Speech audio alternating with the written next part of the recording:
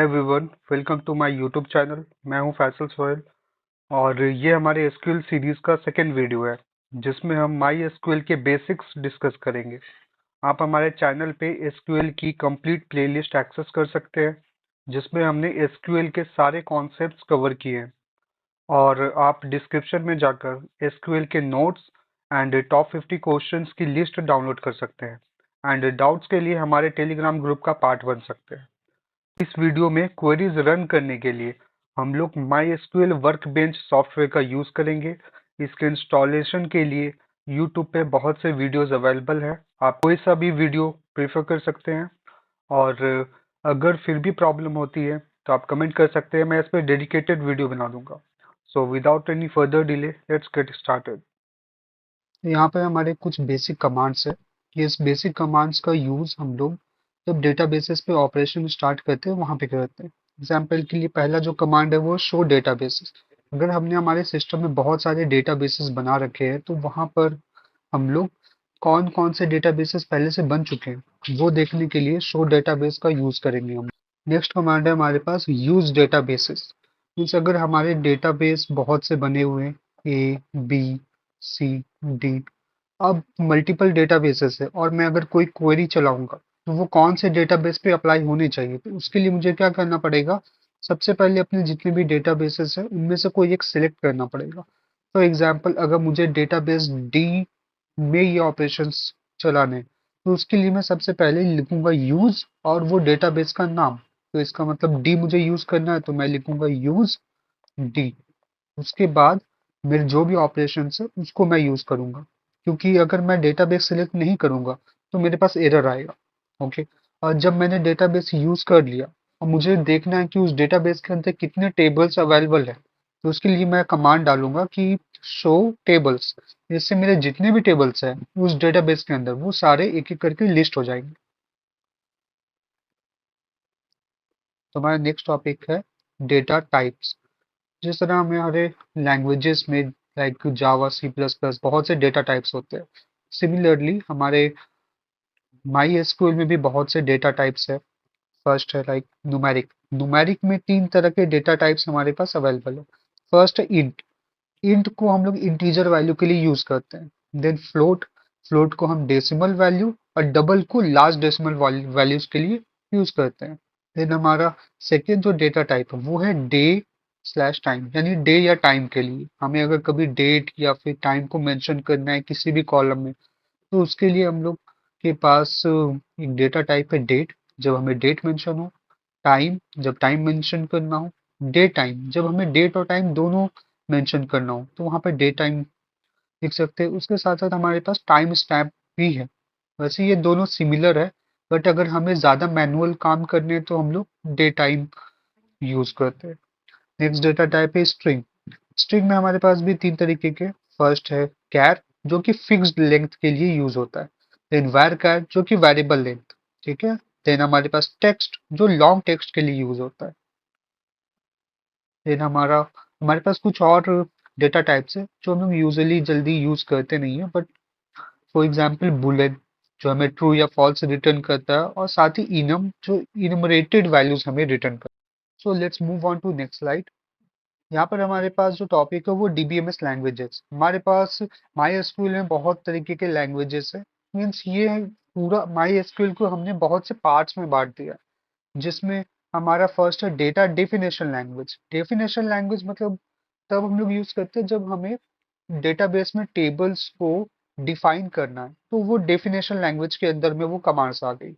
Similarly data query language, data manipulation, data control and transaction control language है। तो इन सारे languages को हम लोग ब्रीफली आगे की स्लाइड्स में डिस्कस करेंगे।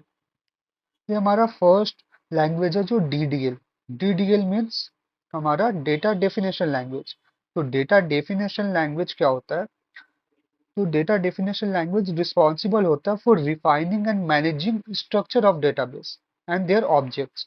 मीन्स हमारा जो भी एक टेबल बना हुआ है डेटाबेस में, उसको ये रिफाइन और स्ट्रक्चर वे में करता है। एग्जाम्पल के लिए हमें अगर क्रिएट करना है, तो हमें अगर किसी डेटाबेस का या टेबल का स्ट्रक्चर क्रिएट करना है तो उसके लिए हम लोग क्रिएट यूज करेंगे।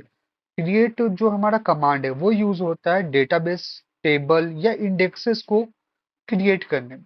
ओके, देन हमारे पास है अल्टर। अल्टर का यूज करते हैं हम लोग मॉडिफाई करने में या अपडेट करने में। ठीक है, ये टेबल के स्ट्रक्चर्स को मॉडिफाई या अपडेट करता है। देन हमारे पास है ड्रॉप। ड्रॉप का काम होता है डिलीट करना, और ट्रंकेट का भी काम होता है डिलीट करना, बट इन दोनों में थोड़ा डिफरेंस है। जब भी हम लोग ड्रॉप कमांड का यूज करेंगे तो ड्रॉप कमांड जो है वो हमारा डेटाबेस से टेबल को पूरी तरीके से डिलीट कर देगा। ओके, लेकिन अगर हमने जब भी ट्रंकेट यूज किया तो ये क्या करेगा, ऑल रोज को डिलीट करेगा। फॉर एग्जाम्पल, अगर हमारे पास एक टेबल है, उस टेबल में 3 रोज है हमारे। फर्स्ट है हमारा आईडी, ओके, सेकंड है हमारा name, and the third one is age. ठीक है, इसमें हमारे कुछ रैंडम वैल्यूज जनरेटेड है। नेम हो गया ABC, एज हो गया 7 8 9, ये कुछ रैंडम वैल्यूज मैंने लिख दिए हैं इसके अंदर। ठीक है, तो जब भी हम लोग ट्रंकेट यूज करेंगे तो ट्रंकेट क्या करेगा, इसके अंदर जितनी भी वैल्यूज है सबको रिमूव कर देगा। ओके, तो हम लोग देख रहे हैं हमारे पास जितने रोज बने हुए थे सारी वैल्यूज हमारी डिलीट हो गई, बट हमारा जो स्ट्रक्चर है टेबल का, यानी आईडी नेम एज का जो स्ट्रक्चर है वो हमारा एज इट इज है। इसका मतलब ट्रंकेट सिर्फ वैल्यूज को डिलीट करता है। बट अगर हम लोग ड्रॉप कमांड का यूज करेंगे, ठीक है, तो ये ड्रॉप कमांड क्या करता है, ये कंप्लीटली इस टेबल को ही डिलीट कर देगा वो, यानी कंप्लीटली गायब हो गया ये। तो ये डिफरेंस है ड्रॉप एंड ट्रंकेट में। डिलीट करने के लिए हमारे पास एक और कमांड है जिसका नाम डिलीट है। वो डिलीट हम लोग दूसरे लैंग्वेज में देखेंगे, अभी हम लोग डीडीएल पढ़ रहे हैं तो डीडीएल के अंदर ये 4 कमांड्स आते हैं। ओके, सो अब हमारे पास 4 कमांड्स है, तो इन चारों कमांड्स को हमने ब्रीफली देखना होगा कि हम लोग किस तरह से और कौन कौन से कंडीशंस में इसे यूज कर पाते हैं। तो हमारा जो फर्स्ट कमांड है वो है क्रिएट। क्रिएट कमांड हमारा किसी भी डेटाबेस को क्रिएट करना या फिर किसी टेबल को क्रिएट करने के काम आता है। यहाँ पर जो हमने एक क्वेरी लिखी, इस क्वेरी में हमने लिखा है सबसे पहले क्रिएट कमांड का यूज किया है, उसके बाद टेबल कमांड, यानी हम लोग ये बता रहे हैं कि हम एक टेबल क्रिएट कर रहे हैं और उस टेबल का नाम है इम्प्लॉयज। तो ये जो इम्प्लॉयज है ये हमारा टेबल नेम है। ठीक है, ये हो गया टेबल नेम। उसके बाद हमने उसमें 3 कॉलम्स बनाए हैं। पहला कॉलम है हमारा आईडी, जिसका डेटा टाइप इंटीजर है। सेकंड है नेम, जिसका डेटा टाइप है कैर। और ये जो 50 है इसके अंदर, ये इसकी साइज हो गई, यानी नेम जो है वो 50 साइज का नेम कंसीडर कर सकता है। इससे ज्यादा साइज का आएगा तो वो एरर शो करेगा। देन हमारा सैलरी है। सैलरी हमने डेसिमल वैल्यू ली है। इसमें 2 वैल्यूज है 10, 2, मीन्स डेसिमल के पहले 10 डिजिट्स आ सकते हैं और डेसिमल के बाद में 2 डिजिट्स तक ये स्टोर कर सकता है। तो एक ये हमारा सिंपल सा कमांड है जो किसी एक इम्प्लॉयज टेबल को क्रिएट करने के लिए। ओके, तो हमारे पास अब एक क्वेश्चन है। इस क्वेश्चन में हमसे ये बोला गया है कि एक हमें टेबल क्रिएट करना है। टेबल क्रिएट करने के लिए क्रिएट अ टेबल, कुछ डेटा हमारे पास दिया गया है। उस टेबल का नाम रखना है स्टूडेंट। ओके, विथ कॉलम्स, उसमें कुछ कॉलम्स होंगे। फर्स्ट कॉलम का नाम होगा फर्स्ट नेम, देन आएगा last name, then age, class, address and grade. ये सब होने चाहिए उसमें। तो हमें इसकी एक क्वेरी लिखनी है। इसकी क्वेरी हम लिखते हैं। सबसे पहले जब भी हमें कोई डेटाबेस या फिर टेबल क्रिएट करना है तो क्रिएट कमांड का यूज करना पड़ता है। तो हमने लिख दिया क्रिएट। क्रिएट के बाद हम टेबल क्रिएट कर रहे हैं इसलिए हम लिखेंगे टेबल। टेबल के बाद, सॉरी, टेबल। टेबल के बाद हम लोग नाम लिखेंगे उस टेबल का। उस टेबल का नाम हमें बोला गया स्टूडेंट्स लिखना, तो हम स्टूडेंट्स लिख देते हैं।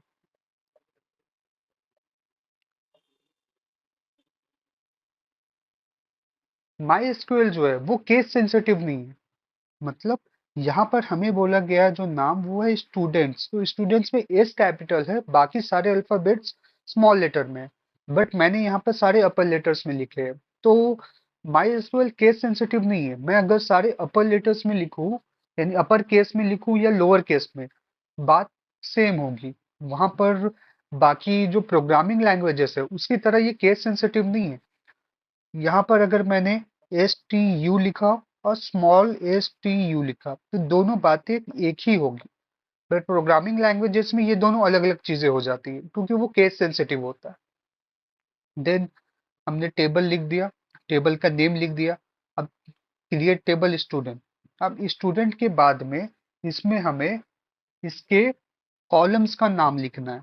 तो हमारा जो फर्स्ट कॉलम होगा वो उसका नाम होगा फर्स्ट नेम। तो हम यहाँ पर लिखेंगे फर्स्ट अंडरस्कोर नेम। ठीक है। इसका डेटा टाइप क्या होगा? इसका डेटा टाइप मान लेते हैं var char ही होगा क्योंकि नेम तो हमारा स्ट्रिंग ही होता है। तो हमने लिख दिया var char। इसका हमें एक साइज बताना होगा तो हम साइज ले लेते हैं 20। ओके। देन हमारा होगा last name, last underscore name. इसका डेटा टाइप भी var char ही होगा। साइज इसमें भी मैं 20 ले लेता हूँ, कॉमा। यहाँ पर इसके बाद हमारा एज, एज हमारा न्यूमेरिक होता है यानी मैं इसमें इंट लेता हूँ। ठीक है। देन आएगा हमारा क्लास,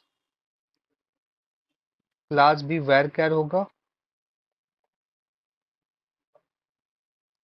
इसकी साइज मैं ले लेता हूँ 5।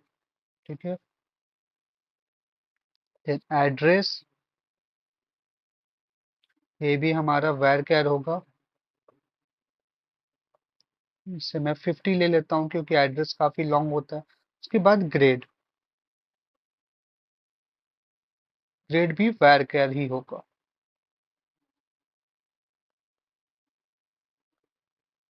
ग्रेड में मैं 5 साइज ले लेता हूँ। और लास्ट में हम इसे क्लोज करके इन्वर्टेड कॉमा देंगे।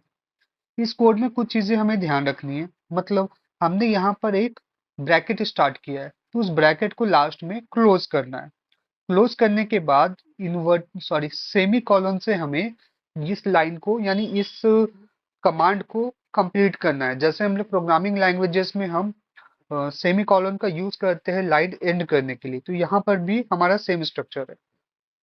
और इस दो ब्रैकेट्स के अंदर में हमने जितने भी कॉलम्स बनाए हैं उन सभी कॉलम को हमने यहाँ कॉमा से सेपरेट किया है। ओके। सब में कॉमा देना है हमें, जिससे हम बता पाए कि ये जो हमारा कमांड है यानी ये जो हमारी लाइन है और ये लाइन दोनों सेपरेट है। ओके। तो ये सब छोटी छोटी चीजें जो हमें कमांड लिखते वक्त ध्यान में रखनी है। अब इस क्वेरी को हम लोग रन करके देखते हैं कि ये हमारी जो क्वेरी है ये सच में यूजफुल है या इसमें भी कुछ एरर है। तो यहाँ पर हमारे पास क्वेश्चन है, उसमें हमें क्या करना है, क्रिएट करना है एक टेबल और उस टेबल का नाम होना चाहिए स्टूडेंट्स। ठीक है। और इसके कॉलम्स हमें दिए हुए हैं first name, last name, age, class, address and grade. यानी ये हमारे पास कॉलम्स होने चाहिए। तो इसके लिए हम क्या करेंगे, हमें क्रिएट करना है टेबल तो हम क्रिएट कमांड लिखेंगे। तो हम लिखेंगे क्रिएट टेबल। उसके बाद टेबल का नेम, टेबल का नेम हो गया स्टूडेंट्स। ठीक है। हम अपर केस में भी लिख सकते हैं और चाहे तो कैमल केस भी यूज कर सकते हैं क्योंकि माई एसक्यूएल जो वो सिंटेक्स सेंसिटिव नहीं है, इसलिए हम कुछ भी कर सकते हैं, इसमें प्रॉब्लम नहीं आएगी।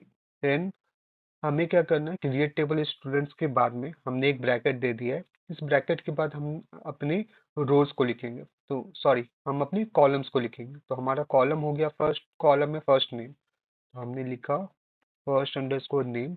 अब इसके बाद इसका डेटा टाइप लिखेंगे। डेटा टाइप हमारा होगा var char और यहाँ मैंने दे दिया नेम में 50 स्पेस दे दिए उसके यानी उसके साइज। देन हमारे पास कॉलम आएगा लास्ट नेम, लास्ट नेम ये भी var char का ही होगा। 50 मैंने इसमें इसकी साइज दे दी है। देन एज, एज एज जो होगा वो इंटीजर वैल्यू स्टोर करेगा तो इसका डेटा टाइप मैंने इंट दिया है। उसके बाद आएगा क्लास, तो क्लास हम लिखेंगे, क्लास भी var char होगा। उसमें हम साइज 5 दे देते हैं। फिर हमारे पास एड्रेस, एड्रेस भी var char स्टोर करेगा, साइज हम 50 दे देते हैं। ठीक है। फिर हमारे पास ग्रेड, ग्रेड भी var char वैल्यू स्टोर करेगा, इसमें मैं साइज 5 दे देता हूँ। ये हमारे सारे जितने कॉलम्स थे हमने लिख लिए। कॉलम लिखने के बाद यहाँ पर हमने ब्रैकेट स्टार्ट किया था तो हमें इसे क्लोज भी करना है, तो हमने क्लोज किया और क्लोज करने के बाद एक सेमी कॉलन दे देंगे। तो इस तरह हमारा ये कंप्लीट कमांड हो चुका है। अब इसे क्या कहते हैं, हम रन करते हैं। रन किया तो हमने देख लिया यहाँ पर क्रिएट स्टूडेंट फाइल, यानी ये ग्रीन साइन आ गया, मीन्स ये हमारा टेबल क्रिएट हो चुका है। अब चाहे तो हम यहाँ पे शो कर सकते हैं, शो टेबल्स में जाते हैं, रन करते हैं, तो शो टेबल्स में हमारे पास यहाँ पर शो कर रहा है customer order and students, student अभी हमने जो क्रिएट किया है। ठीक है, अब मान लो अगर मुझे चेक करना है कि इस टेबल के अंदर में क्या है, तो मैं लिखूंगा select all from students, select all from students. ये मैंने रन किया तो यहाँ पर हमारे पास टेबल आ गया। अब टेबल में एक भी एंट्री नहीं है, क्योंकि अभी तक हमने टेबल क्रिएट किया बट इसमें कुछ भी इंसर्ट नहीं किया है। तो हमारे कॉलम्स यहाँ पर लिखे हुए first name, last name, age, class, address and grade, जैसा कि हमने बनाया था। ओके, अब हमारा जो नेक्स्ट कमांड है वो है अल्टर कमांड। अल्टर कमांड में क्या है, हम लोग मॉडिफाई के लिए यूज करते हैं। हमारे पास सामने कुछ एग्जांपल्स दिए हुए हैं, इसमें कुछ एग्जाम्पल्स सही भी हैं, कुछ एग्जाम्पल गलत भी है। तो हमें ये आइडेंटिफाई भी करना है कि क्या हमारा जो एग्जाम्पल है वो सही है या गलत है। पहले हमारा जो फर्स्ट है इसका स्ट्रक्चर देखते हैं। हमारा जो फर्स्ट हमारी क्वेरी है उसमें फर्स्ट क्वेरी में बोला गया अल्टर, ये हमारा कमांड आ गया। उसके बाद टेबल, यानी हमें एक टेबल को अल्टर करना है, तो ये मेंशन करना होगा। और स्टूडेंट यानी टेबल का नेम। फर्स्ट लाइन में हमने ये बताया है कि हम टेबल को अल्टर कर रहे हैं और उस टेबल का नाम है स्टूडेंट। ठीक है, उसके बाद हम अंदर क्या कर रहे हैं, हम चेंज कर रहे हैं नेम। ये जो नेम हमारा कॉलम है, इससे हम चेंज करके फुल नेम कर रहे हैं, यानी नेम की जगह रीनेम कर रहे हैं हम लोग। ओके, यानी हमारा जो नेम कॉलम था उसको रीनेम करके आप फुल नेम कर दो, और उसका डेटा टाइप ये रहेगा।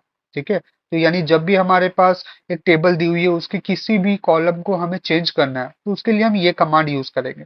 जहां पर हमारा जो फर्स्ट कमांड है, यानी फर्स्ट जो नेम है ये ओल्ड नेम होगा, देन उसके बाद न्यू नेम होगा, उसके बाद ये डेटा टाइप होगा। देन हमारा जो सेकेंड कमांड है वो ये बोलता है कि हमें अल्टर करना टेबल जिसका नाम है एम्प्लॉयज, और उसमें हम एक ऐड करेंगे। ठीक है, यहाँ पर एक न्यू कीवर्ड का यूज हुआ है, वो न्यू कीवर्ड है ऐड। जब भी हमें एक न्यू कॉलम को ऐड करना है तो ऐड कीवर्ड का यूज करना होगा। हम सबसे पहले क्या करते हैं, हम पहले ये इंफॉर्मेशन बताते हैं कि भाई हम कौन से टेबल में वर्क करने वाले हैं। तो अल्टर कर रहे हैं ये बता दिया हमने, उसके बाद टेबल का पहले नाम बताना जरूरी है। अदरवाइज हमारा माई स्कूल वर्क बेंच है, उसे समझ में नहीं आएगा कि ये कौन से टेबल पे वर्क करना है। तो टेबल का नाम हमें देना पड़ेगा। और डेटाबेस का नाम हमने शुरू में ही बता दिया है, हमने शुरू में यूज डेटाबेस, यानी हम अगर डेटाबेस डी यूज कर रहे हैं तो ये हमने शुरू में बता दिया कि भाई डी डेटाबेस यूज करना है। अब उसके अंदर ये इम्प्लॉय टेबल की बात हो रही है। ओके, उसमें हम ऐड करेंगे कॉलम। उस कॉलम का नाम क्या है, ईमेल। ठीक है, वो ईमेल कॉलम है। और varchar ये उसका डेटा टाइप है। तो ये हमारा जो क्वेरी है, ये क्वेरी हमारी एक न्यू कॉलम ऐड करने की है। ओके, नेक्स्ट जो क्वेरी हमारी अल्टर टेबल एम्प्लॉय। ठीक है, ये हमने बता दिया एम्प्लॉय टेबल में हमें कुछ मॉडिफाई करना है। क्या करना है, ड्रॉप करना है कॉलम ईमेल, यानी ईमेल कॉलम है उसे हम ड्रॉप करेंगे। तो यहाँ पर हमने ये बताया है। ओके, नेक्स्ट क्वेरी को देखते हैं। इसमें क्या कर रहे हैं हम लोग, हम अल्टर कर रहे हैं कॉलम।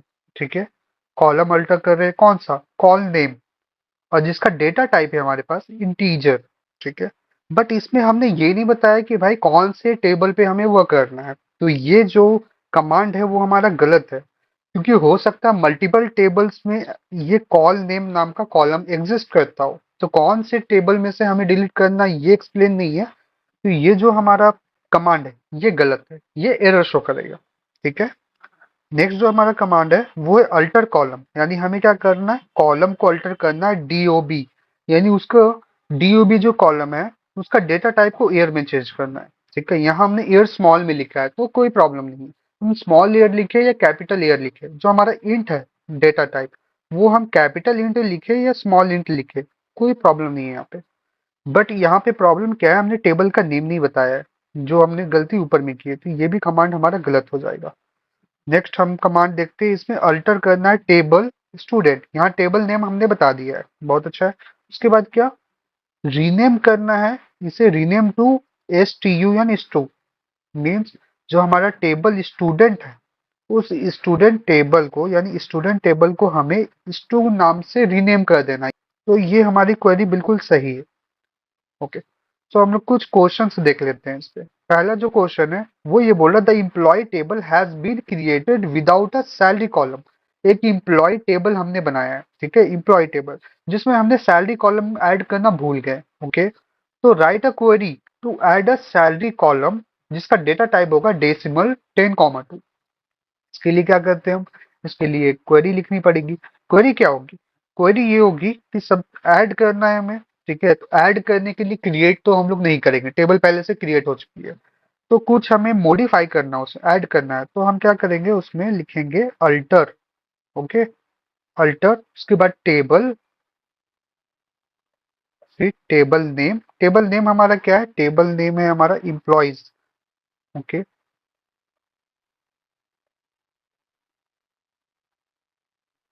ठीक है, यहाँ तक बात हो गई। सॉरी, यहाँ पे अल्टर में आ चुके हैं। ठीक है, अल्टर टेबल इम्प्लॉइज। और यहाँ पे हमने बता दिया कौन से टेबल पे हम लोग ऑपरेशन करने जा रहे हैं। अब हमें क्या करना है, ऐड करना है सैलरी कॉलम। तो लिखेंगे हम ऐड, क्या ऐड करना है, कॉलम। उसके बाद उसका नाम, तो हम हमारा जो कॉलम का नेम होगा वो होगा सैलरी। उसके बाद उसका डेटा टाइप, डेटा टाइप हो गया डेसिमल। ब्रैकेट में लिखेंगे हम 10,2 और लास्ट में इन्वर्टेड सॉरी सेमी कॉलन से क्लोज कर देंगे। ये हमारा टोटल कमांड हुआ। अब इस कमांड को हम लोग रन करके देखते हैं, ठीक है, कि ये क्या, ये सही वर्क कर रहा है या फिर इसमें कुछ प्रॉब्लम। तो अब हमारे पास यहाँ पे क्वेश्चन है, इसमें बोला गया the employee table has been created without a salary column. ठीक है, एक एम्प्लॉय टेबल हमें बनाया गया, उसमें ना सैलरी कॉलम नहीं बनाया गया। तो हमें क्या करना है, उसे मॉडिफाई करना। Write a query to add salary column जिसका डेटा टाइप होगा डेसिमल 10,2। है। तो इसके लिए हमें सबसे पहले तो एक एम्प्लॉय टेबल बनाना पड़ेगा। तो हम लिखते हैं क्रिएट टेबल एम्प्लॉय। ठीक है, तो उसमें रोज बना देता हूँ, मैं रोज बनाता हूँ नेम, नेम लिखकर, हाँ पहले आईडी, आईडी जो कि इंट वैल्यू स्टोर करेगा। देन हमारे पास नेम जो कि वैर कैर 50। उसके बाद डिपार्टमेंट,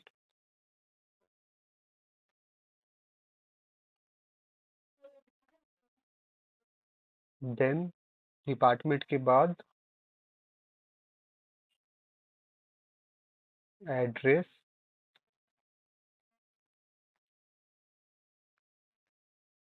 ओके, तो ये चार कॉलम्स होंगे हमारे पास। तो ये चार कॉलम्स के साथ में मैं एक एम्प्लॉय टेबल क्रिएट करता हूँ। हमारा एम्प्लॉय टेबल क्रिएट हो चुका है। अब इसके बाद हम क्या करेंगे, हमें एक और कॉलम ऐड करना है जिसका नाम होगा सैलरी। तो उसे ऐड करने के लिए हम क्या करते हैं, पहले तो चेक कर लेते हैं, सेलेक्ट ऑल फ्रॉम एम्प्लॉय। हम सेलेक्ट कर हम चेक कर लेते हैं कि यहाँ पर चार कॉलम्स बने हैं या नहीं। चार है, और यहाँ पर हमें दिख रहा है कि यहाँ पे सैलरी कॉलम नहीं है। अब हमें क्या करना है, सैलरी कॉलम क्रिएट करना है। ठीक है, सैलरी कॉलम क्रिएट करने के लिए हमें इस टेबल को अल्टर करना पड़ेगा। तो उसके लिए हम लिखेंगे अल्टर टेबल, और उसके बाद टेबल का नेम आएगा यानी एम्प्लॉय। ठीक है, अब यहाँ पर क्या करेंगे, हम लिखेंगे ऐड, क्योंकि हम एक ऐड कर रहे हैं कॉलम, तो लिखेंगे ऐड कॉलम। उसके बाद हमने ऐड कॉलम कमांड बोल दिया। अब इसके बाद हम कॉलम का नेम लिखेंगे जो होगा सैलरी। सैलरी के साथ में उसका डेटा टाइप डेसिमल 10,2। और इसे हम एंड कर देंगे। यहाँ पर मैंने दो लाइंस में इसे लिख दिया, हम चाहे तो एक लाइन में भी लिखेंगे तो काम सेम करेगा, प्रॉब्लम नहीं है। बट हाँ, दो लाइंस में क्या होता है, इस तरह लिखने से ज़्यादा रीडेबल होता है वो। मैंने फर्स्ट लाइंस में सिर्फ ये बताया कि टेबल को अल्टर करना है और उसमें क्या ऑपरेशंस होंगे, वो सेकंड लाइन में मैंने बताया। तो इसको रन करते हैं। यहाँ देख सकते हैं अल्टर टेबल ये हो चुका है। अब एक बार फिर से चेक करते हैं, सेलेक्ट, ये हमारा आ गया। इसमें एक लास्ट में सैलरी कॉलम बन चुका है। हमारा जो नेक्स्ट क्वेश्चन है अल्टर कीवर्ड पे, वो है हमारा the salary column in employee, यानी जो अभी अभी हमने सैलरी कॉलम बनाया है वो क्या, table needs to store larger value, अब उसे ज्यादा बड़ी वैल्यू स्टोर करनी है। तो उसके लिए क्या हमें बोल रहा है, हमें बोल रहा है write a query to modify its data type to decimal, यानी हमारा डेटा टाइप जो है वो डेसिमल हमें बनाना। यानी यहाँ पर एक और बात आती है, यहाँ पर ये बात आती है कि हमें अब कुछ ऐड नहीं करना है, हमारे पास पहले से ही वो कॉलम एडेड है, क्योंकि हमने वो पहले ऐड कर दिया है। तो जो कॉलम ऐड हो चुका है उसमें हमें कुछ चेंजेस करने हैं, तो चेंजेस जो करते हैं ना उसे हम मॉडिफाई बोलते हैं। तो यहाँ पर हमें मॉडिफाई कीवर्ड का यूज करना है, ठीक है। यानी हमें अपने माइंड में ये ध्यान रखना है कि अगर कोई भी टेबल या कॉलम बन चुका है और उसमें हम कुछ चेंज कर रहे हैं, तो उसमें हम मॉडिफाई कीवर्ड का यूज करेंगे। यहाँ यूज करके देखते हैं हम लोग। सबसे पहले हमारे पास अल्टर अल्टर अल्टर के बाद हम लिखेंगे टेबल। उसके बाद टेबल नेम आएगा हमारा। टेबल नेम क्या है, टेबल नेम इम्प्लॉइज है।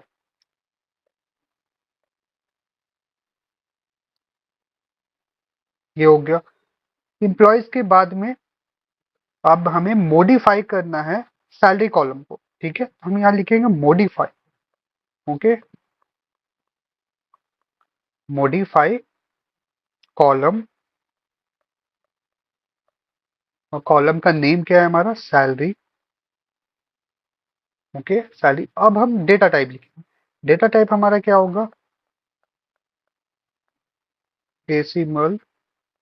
सॉरी, डेसिमल हमारा है 15,2, तो यहाँ पर हम लिखेंगे 15,2, सेमी कॉलन से ये क्लोज। ये हमारा क्वेरी होता है।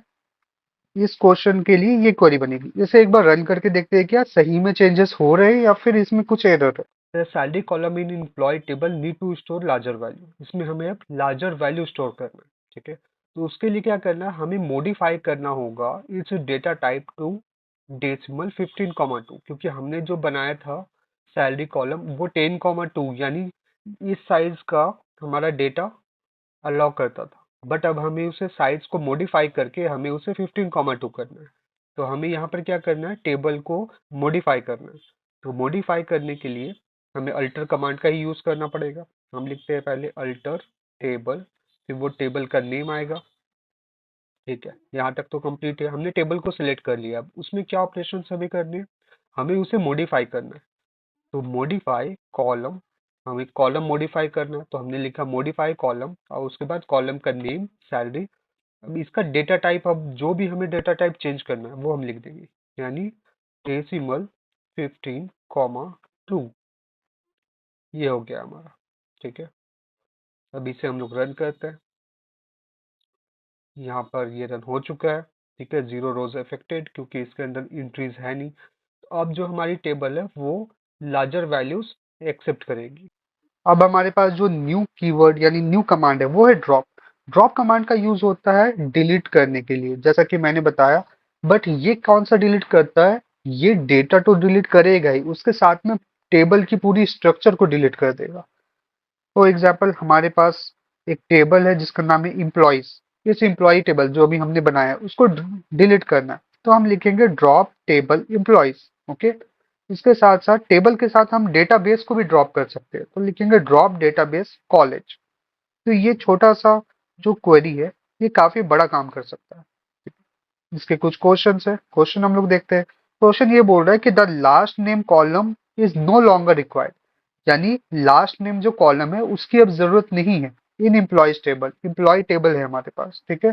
तो उसमें क्या करना है, हमें write a query to drop this column. तो इसका आंसर हम लोग रन करके ही चेक कर लेते हैं कि क्या आता है। हमारे पास जो नेक्स्ट क्वेश्चन है उसमें ये बोला गया the last name column is no longer required in employee table, यानी कि एम्प्लॉय टेबल में हमारे पास एक कॉलम है जिसका नाम है लास्ट नेम, ठीक है। अब इसकी जरूरत नहीं है। जब इसे की जरूरत नहीं है तो हम क्या करेंगे, इसे ड्रॉप कर देंगे। तो पहले तो हम यहाँ पर सेलेक्ट ऑल फ्रॉम एम्प्लॉय,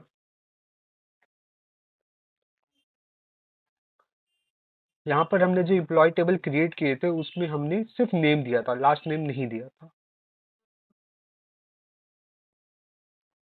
तो हम क्या करते हैं, पहले तो एक लास्ट नेम ऐड करते हैं। लास्ट नेम ऐड करने के लिए हमने यहाँ जो कमांड लिखा था कॉपी पेस्ट करते हैं,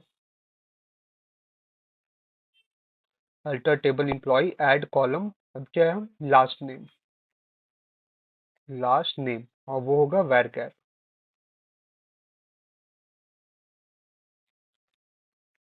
वैरचर 50 दे देते हैं। इस तरह क्या होगा, हमारा एक लास्ट नेम कॉलम ऐड हो जाएगा। चेक करते हैं, यहाँ लास्ट नेम कॉलम हो गया। अब क्या हमें इस लास्ट नेम कॉलम को हटाना है क्योंकि इसकी जरूरत नहीं है, यहाँ पर क्वेश्चन में हमें यही बोला गया है। तो हम क्या करते हैं, कॉलम को हटाना है मीन्स उसे हमें ड्रॉप करना पड़ेगा, ठीक है, क्योंकि ट्रंकेट करने पे यहाँ पे क्या होगा, कॉलम की सिर्फ एंट्रीज डिलीट होंगी, तो हमें एंट्रीज डिलीट नहीं करना, हमें इस पूरे कॉलम को ही रिमूव करना है। अल्टर टेबल और उस टेबल का नाम एम्प्लॉय, फिर हम लिखेंगे drop column and then column का नाम। ओके, तो ये हमारी क्वेरी हो गई है। इसे हम रन करते हैं। रन किया हमने तो यहाँ पर ये सक्सेसफुली चल गया। अब हम चेक कर लेते हैं अपनी एम्प्लॉय टेबल पे। यहाँ पे लास्ट हमारे पास जो कॉलम था वो था लास्ट नेम का, जो कि अब हट चुका है। अब जो न्यू टॉपिक है हमारे पास वो है ट्रंकेट। ट्रंकेट क्या है? ट्रंकेट सिमिलर ड्रॉप की तरह वर्क करता है, बट इसका काम होता है सारे एंट्रीज को डिलीट करना, यानी जितनी भी रोज है हमारी उनको डिलीट करना। ये टेबल के स्ट्रक्चर के साथ कुछ भी छेड़छाड़ नहीं करता है। ये टेबल का जो भी स्ट्रक्चर है उसको एज इट इज रहने देगा, सिर्फ उनमें जितनी भी डेटा एंट्रीज है उसको डिलीट कर देगा। तो हम जब भी ट्रंकेट टेबल इंप्लॉयज लिखेंगे तो इंप्लॉयज टेबल तो रह जाएगा, तो उसमें जितने कॉलम मैंने बनाए हैं सारे कॉलम रह जाएंगे, बट उसकी जो भी एंट्रीज है वो डिलीट हो जाएगी। सिमिलरली ट्रंकेट अगर मैंने डेटाबेस पे यूज किया तो डेटाबेस में जितने भी हमारे टेबल्स हैं उसके डेटा डिलीट होंगे, बट जितनी भी हमारी स्ट्रक्चर्स बनी हुई है वो एज इट इज होंगी। ठीक है, तो यहाँ पर हमारा जो डीडीएल था यानी डेटा डेफिनेशन लैंग्वेज, इसके सारे टॉपिक्स खत्म होते हैं। अब हम एक और टॉपिक पे आते हैं, वो है क्रिएट इंडेक्स। क्रिएट इंडेक्स क्या होता है? ये सेम क्रिएट जो कमांड है उस पर वर्क करता है, बट हम इंडेक्स बनाते हैं। यहाँ पर इंडेक्स का यूज क्या होता है पहले वो देखते हैं। To create an index on one or more column in a table, उसके लिए हम लोग क्या क्रिएट इंडेक्स नाम का कमांड यूज करते हैं। इसका काम क्या होता है? Improve query performance by enabling faster data retrieval. अगर मेरे पास एक टेबल अवेलेबल है, ठीक है, ये टेबल है और इस टेबल में कितने मैंने रोज की एंट्री कर रखी है, इसको अगर मैं नंबरिंग कर दूं, ये 1 है, ये 2 है, ये 3 4 है, 5 है, तो हमारा जो डेटा रिट्रीवल रेट है वो काफी ज्यादा फास्ट हो जाता है। तो वैसे तो हम लोग क्या करते हैं कि हमारे पास कुछ कुछ चीजें होती है जैसे कि रोल नंबर या फिर आईडी, ये इंडेक्स का ही काम करती है। फर्स्ट जो हो गया वो आईडी नंबर 1 हो गया, आईडी नंबर 2, आईडी नंबर 3, इस तरीके से, या रोल नंबर 1 2। तो जब हमारे पास पहले से कोई एक ऐसा कॉलम है जहां पे हमने ऐड कर रखा है इस तरह के इंडेक्सेस, तो वहां पर हमें इंडेक्सेस ऐड करने की जरूरत नहीं होती। बट किसी टेबल में हो सकता है रोल नंबर आईडीज वगैरह ना हो, तो वहां पर अगर हमने इंडेक्स क्रिएट कर दिया तो हमारा जो डेटा रिट्रीवल रेट है वो काफी फास्ट हो जाएगा। इसका सिंटेक्स कैसे होता है वो देख लेते हैं। इसके लिए हम क्रिएट इंडेक्स लिखेंगे, उसके बाद एक हम नेम बनाएंगे। जो हमारा इंडेक्स बन रहा है उस इंडेक्स का नेम क्या होगा, उसका नाम रख दिया हमने idx अंडरस्कोर एम्प्लॉय।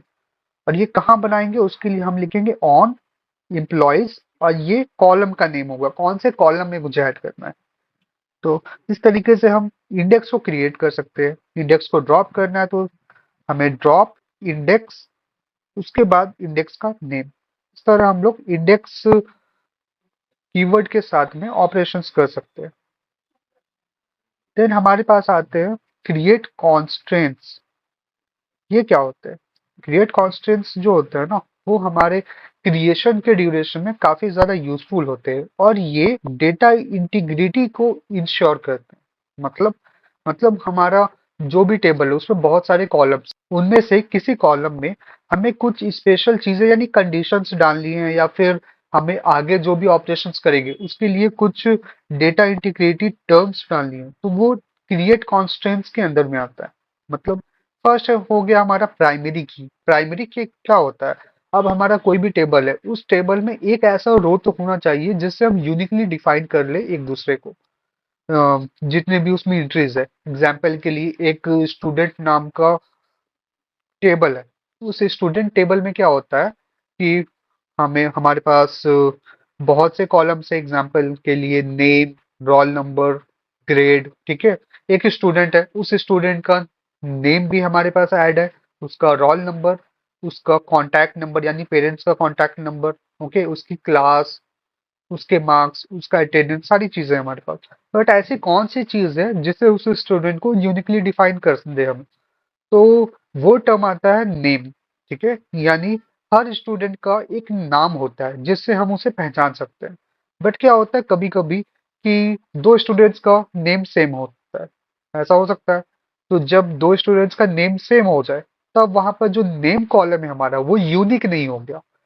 यानी अगर कोई स्टूडेंट है अमन, और एक और अमन उसी क्लास में अवेलेबल है, तो जब भी हम अमन पे ऑपरेशंस चलाएंगे, यानी हम जब भी एक क्वेरी लिखेंगे उसमें अमन का यूज करेंगे, तब ये कंफ्यूजन आ जाएगी कि दोनों में से कौन से अमन की बात हो रही है।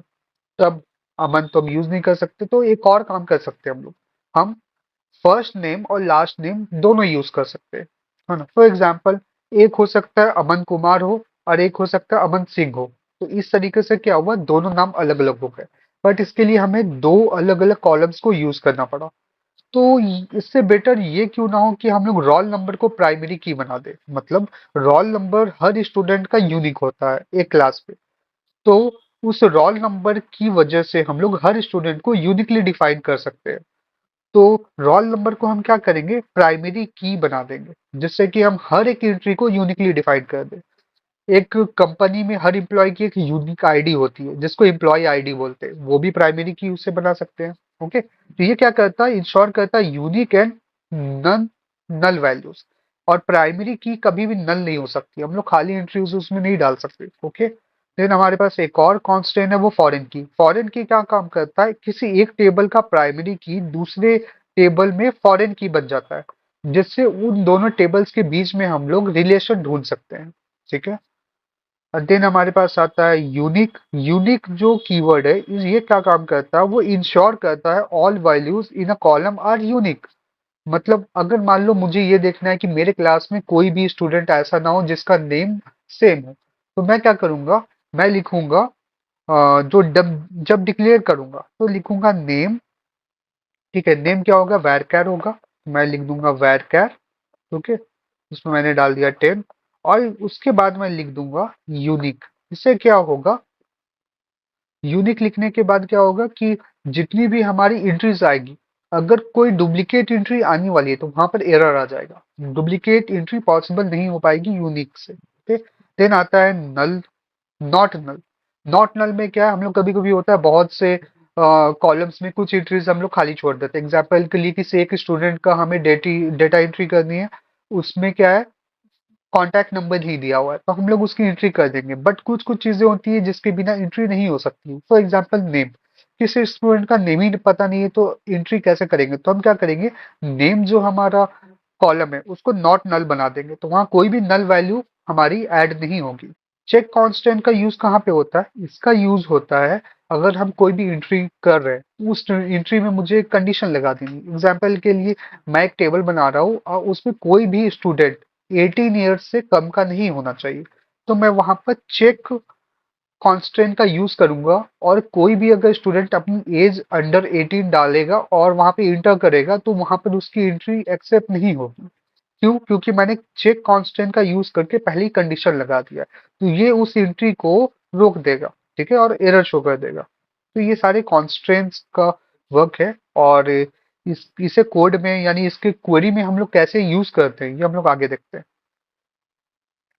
यहाँ पर मैंने एक टेबल क्रिएट किया है जिसका नाम है एम्प्लॉय।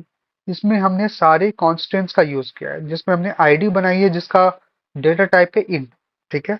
और इसे मैंने प्राइमरी की बोल दिया है। तो प्राइमरी की मतलब ये इस टेबल का एक सबसे मेन कॉलम हो गया जिसकी जो यूनिक होगा, और यूनिक होने के साथ साथ इसको हम लोग दूसरे टेबल में रिलेशन बनाने के लिए यूज कर सकते हैं। देन हमारा नेम हो गया, नेम हमारा वैर कैर होगा और ये यूनिक होगा। यूनिक बोल दिया तो जब भी कोई सेम नाम दोबारा अगर एंटर होगा तो वहां पर एरर हो जाएगा और वो एंट्री कंप्लीट नहीं होगी। देन हमने एक एज नाम का कॉलम बनाया जो इंटीजर रखा है, इसमें हमने यहाँ पर कोई भी कांस्टेंट का यूज नहीं किया। देन हमारा एड्रेस आ रहा है, एड्रेस को वैर कैर हमने डाल दिया और इसमें लिख दिया नॉट नल, यानी ये हमारा नल नहीं होगा। ठीक है। और उसके बाद हमारा कॉन्स्ट्रेंट मैंने यूज किया, कॉन्स्ट्रेंट के साथ में मैंने ये बोला एज चेक, यानी कॉन्स्ट्रेंट का नाम रख दिया एज चेक। और क्या चेक करने बोला है, मैंने बोला है भाई चेक करना एज जो है, एज कौन सी है, एज ये वाली, ये जो एज है वो हमेशा ग्रेटर देन इक्वल टू 18 होनी चाहिए। अगर ये कंडीशन सेटिस्फाई नहीं हुई तब क्या होगा, तब हमारी ये जो एंट्री है यहाँ पर एरर आ जाएगा। ओके। इसमें एक थोड़ी सी गलती कर दी हमने, वो क्या की है, यहाँ पर भी एक कॉमा आना चाहिए। ठीक है, क्योंकि सारे जो कॉलम से एक दूसरे से डिफर होंगे, तो यहाँ पे कॉमा हमने नहीं दिया तो ये एरर आ जाएगा। ठीक है, तो ये हमने लिख दिया। हमने क्या किया है, ये जो चेक कॉन्स्टेंट है ये हमने यहाँ पर ना यूज करके सबसे लास्ट में एक्सप्लेन किया। ठीक है, बट ऐसा नहीं हम लोग वहां पे यूज नहीं कर सकते। ये जो सेकेंड क्वेरी मैंने लिखी है यहाँ पर देखो, मैंने क्रिएट किया टेबल इम्प्लॉय टू, इसमें मैंने क्या किया, एज नाम का एक कॉलम बनाया जो इंटीजर होगा और यहाँ पर ही मैंने कांस्टेंट डाल दिया कि check age is greater than equal to 18 है या नहीं। तो हम ये भी मेथड का यूज कर सकते हैं और ये भी मेथड का यूज कर सकते हैं, हमें जो बेटर लगे। अगर हमने यहाँ पर डालना भूल चुके हैं तो हम उसे लास्ट में भी ऐड कर देंगे। ठीक है, वो अपने ऊपर डिपेंड करता है। अब क्या है, अब कुछ कुछ चीजें बच गई। एग्जाम्पल के लिए फॉरेन की का यूज कहाँ होता है, हमने क्या किया, क्रिएट किया टेबल फी डिटेल्स। ठीक है, फी डिटेल्स, और उसमें हमने रोल नंबर डाला और इंटीजर डाला। रोल नंबर का डेटा टाइप इंटीजर है, और उसमें मैं क्या कर रहा हूँ, फॉरेन की रोल नंबर, यानी ये जो रोल नंबर ये है, ये एक फॉरेन की है और इसका रेफरेंस क्या होगा, स्टूडेंट टेबल में जाओ वहां पर रोल नंबर है। ठीक है, तो उस रोल नंबर को उठाओ और इससे मैच कर दो। इसका मतलब ये है कि हमारे पास एक टेबल है जिसका नाम है स्टूडेंट, और अभी हमने जो क्रिएट किया है वो है फी, फी डिटेल्स। तो फी डिटेल्स और स्टूडेंट इन दोनों टेबल्स को कनेक्ट करने के लिए एक दूसरे से हमने क्या किया, एक कॉमन रो बनाया जो है रोल नंबर। तो रोल नंबर हमारा जो स्टूडेंट टेबल में अवेलेबल है उसको हमने यहाँ पर फॉरेन की बना दिया है, यहाँ पे हमने कोड लिख दिया। ठीक है, तो इसके थ्रू हम ये बता रहे हैं कि पहले तो हमने रोल नंबर क्रिएट कर दिया, क्रिएट करने के बाद बोल रहे हैं ये जो रोल नंबर है, ये ये रोल नंबर, इसके बारे में यहाँ पर हो सकता है हम लोग दूसरा नाम दे दे, रोल नंबर की जगह हम लोग लिख दे रोल नंबर्स, तो चेंज हो जाएगा। तो जो यहाँ पे होगा वो हम यहाँ पे लिखेंगे। उसके बाद इसको हम रेफर कर रहे हैं कि ये अगर कॉमन है तो कौन से टेबल के कौन से रो से कॉमन है, तो रेफरेंसेस लिखकर उस टेबल का नाम लिखेंगे हम और उस टेबल के कॉलम का नाम लिखेंगे, तब ये दोनों कनेक्ट हो जाएंगे एक दूसरे से। और कुछ और चीजें, जैसे हमारे पास ये जो सेकंड क्वेरी, इसमें हमें क्रिएट कर रहे टेबल एम्प्लॉय, इसमें हमने आईडी को प्राइमरी की बना दिया है। और जो डिफॉल्ट की है हमारे पास, यानी डिफॉल्ट जो हमारे पास कांस्टेंट है, उसका मतलब ये होता है कि जब भी हम सैलरी, सैलरी एक कॉलम है जो इंटीजर वैल्यू स्टोर करेगी, तो जब कभी अगर सैलरी की वैल्यू नहीं डालिए, फॉर एग्जाम्पल हमारे पास नेम है, एज है और सैलरी है, तो मैंने नेम और एज की वैल्यू डाल दी और सैलरी को नल छोड़ दिया, तो जब भी हम लोग नल उसको छोड़ देंगे तब क्या होगा, वहां पर डिफॉल्ट वैल्यू 25,000 ऑटोमेटिकली ऐड हो जाएगी। ठीक है, तो वहां पर हम लोग डिफॉल्ट वैल्यू का यूज करते हैं। अब जो हमारे पास क्रिएट कॉन्स्टेंट्स थे उन सभी का यूज करके एक टेबल को क्रिएट करते हैं। हमारे पास पहले से ही एम्प्लॉय टेबल क्रिएटेड है तो उसे हम ड्रॉप करते हैं, ड्रॉप टेबल एम्प्लॉय, तो हमारा वो टेबल ड्रॉप हो चुका है। ठीक है, अब क्या करते हैं, हम न्यू एक टेबल क्रिएट करते हैं। उस न्यू टेबल में हम कॉन्स्टेंट्स का यूज करेंगे, तो हम लिखते हैं क्रिएट टेबल एम्प्लॉय। ओके, उसके बाद इसके कॉलम्स बनाते हैं। कॉलम्स के लिए क्या करना है, सबसे पहले तो हम आईडी लेंगे इंटीजर जिसे हम प्राइमरी की कंसिडर करेंगे। ओके, हमने लिख दिया आईडी इंट और वो प्राइमरी की होगी। फिर नेम जो कि वैरचर होना चाहिए, 50 साइज का मैंने दे दिया है। और इसे क्या करता हूँ मैं, यूनिक बोल देता हूँ, यूनिक। यूनिक से क्या होगा, सेम नेम बार बार एंट्री नहीं हो पाएगी। फिर हमारे पास एज जो कि इंटीजर होगी, ठीक है। हम चाहे तो एज में चेक कांस्टेंट लगा सकते हैं, तो check age greater than equals to 18, ये हमने बोल दिया। इसमें क्या होगा कि जब भी हम कोई एंट्री करेंगे तो उसमें एज पहले ही चेक हो जाएगा कि age age greater than equal to 18 है या नहीं। अगर ये कंडीशन हमारी ट्रू नहीं होगी तो ये एंट्री हमारी नहीं हो पाएगी। फिर हमारे पास एड्रेस कॉलम, एड्रेस जो कि वायर कैर होगा, और इसे हम नॉट नल बोल देते हैं, यानी ये कभी एम्प्टी नहीं रह सकती, इसमें हमें वैल्यू इंसर्ट करना ही होगा।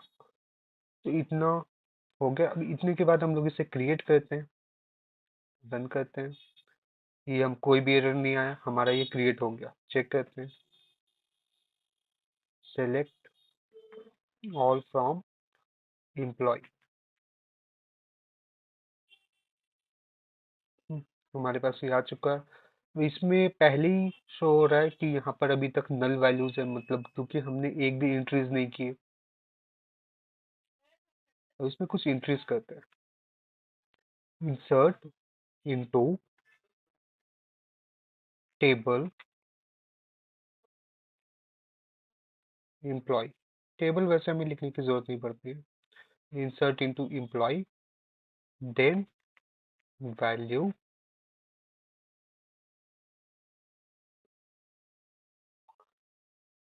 अब हमें क्या करना है, यहाँ पर इसकी वैल्यू लिखनी है। वैल्यू हमारे पास पहला तो आईडी होना चाहिए, आईडी हम दे देते हैं 1, कॉमा, उसके बाद नेम, नेम यूनिक होना चाहिए।